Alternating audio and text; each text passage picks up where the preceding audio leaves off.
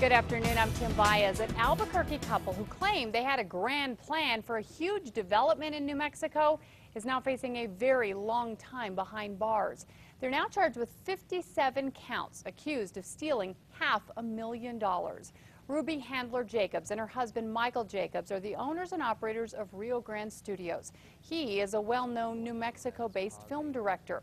According to the indictment, the Jacobs told investors that they were creating a large development, including a movie studio, baseball stadium, amusement park, shopping district, hotel, and a racetrack, and that the investment would bear significant returns.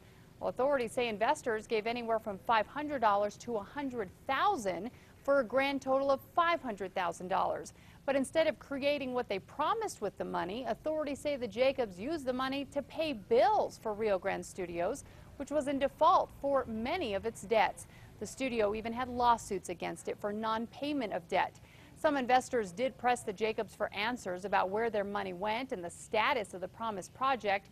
They say the Jacobs answered with pleas of poverty, requests for additional funds. And some investors say the Jacobs claimed they were sick or had just returned from doing humanitarian work. That's why there was a delay in getting the project going.